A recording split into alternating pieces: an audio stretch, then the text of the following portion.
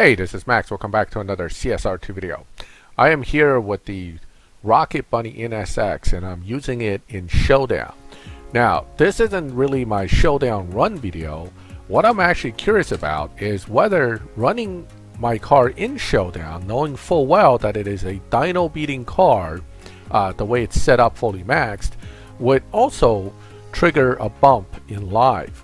Right, this question gets asked quite often. So what I'm going to do is I'm going to run this car, and I've been running it for the placement races as well, all out at 9.7s. This car has never been in the live lobby yet, so it should not have a live lobby setting at this point.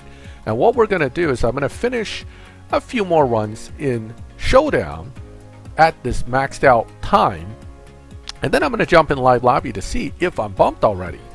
If the theory is correct, that live does affect, Showdown does affect live, then what will happen is I will go into live and immediately deal with facing cars that are running 9.7 range lobby rather than where I should be, which is actually the 10.0 and possibly 10.2 lobby when you bring a new car into live for the first time. So that's the biggest question that has always been on people's mind.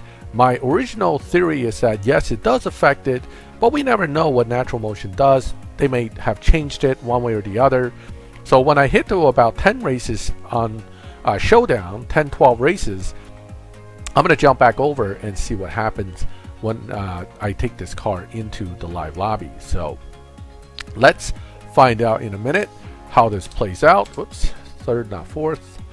And we'll see if, in fact, this is going to be a bumped car. Okay, now a fully maxed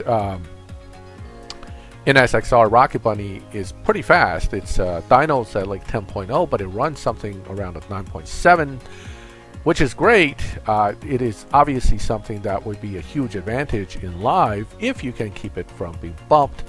As it sits right now, it's I'm trying to run it at mostly 9.7s unless I screw up, and then hopefully we'll see in a little bit how this actually plays out. So let's just do a few more races here in the Elite Showdown, and then I will prove my point or disprove it by going into live to see. Right, so I'm taking personal bet on this is that this should also be shared with your live average.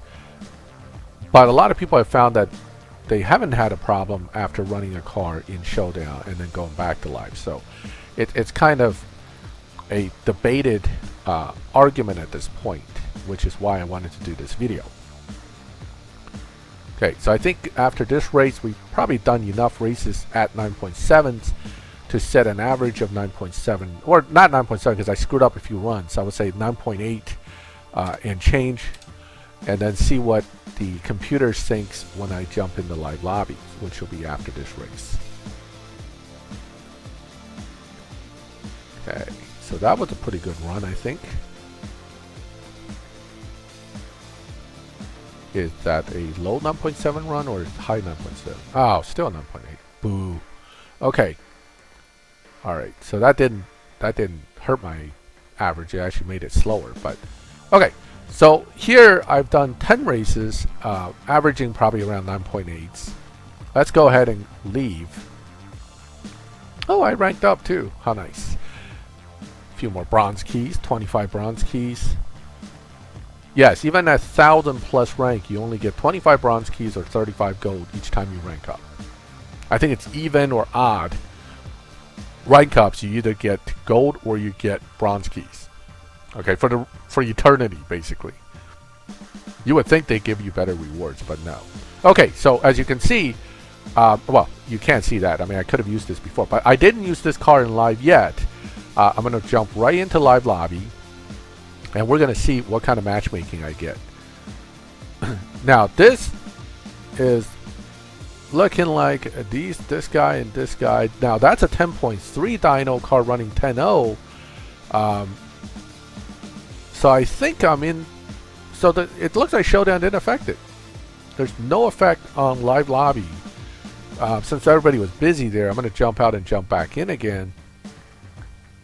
because my initial matchmaking looks like it's alright. Let's race him. Now this car could dyno 10 and run 9.7s, so it's kind of a tricky car to be using as a gauge. But let's see what it runs first. I mean, if he doesn't have it set up to run a lot under dyno like it normally would, I may have a better chance. Okay, off we go. Now that's a high top end car. Nope, he's not catching me yet, so looks like that's a 10 plus run and I beat him. So yeah, oh wow, okay, 10.4. I did a 10.3. I'm gonna go back out, jump back in, because that should be set to 10.3 then. So jump out, jump back in. We should be dealing with the same or different cars, but at least now I have a run in live, which will help you set the lobby. So let's go ahead and jump back in here.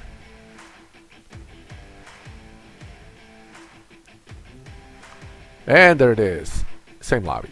But more cars now have shown up on the list. Not that many, to be honest. I was expecting the lobby to be a little busier than this, but it could be this time of the day. It's just hard to find people. So let me do one more time, out and in. I'm intentionally going out and in, trying to bump myself around different lobbies, but it's been pretty consistently sticking me with that one. These guys right here. So it's basically set, but I still can't get somebody to race is the problem. They're all busy. Maybe if I wait a little bit. Oh, here, let's challenge him. Again, I'm not looking to specifically find out anything other than what these people might be running.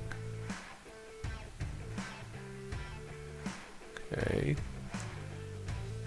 There must be bots in here for other people because they're coming in and going to busy right away. Whereas I am not seeing anybody I can race. So I'm going to give it one more time. Jump out, jump back in. With the hope that I can get a different lobby at least, but I doubt it. Okay, so it looks like the other car left. I should definitely get bots now, because anytime you have only 4 cars in the lobby, that's when the computer actually gives you bots to run. So it's just a matter of giving it a second for the bots to show up or not, but they should show up in a bit. Let me do this. I'll come into the gas, take that, come back out, and see if anything happens. Surprising that I can't find anybody or get any real racing. Oh, he'll race me. That's good. Tier 5 Supra. This could be a newer player. We'll see.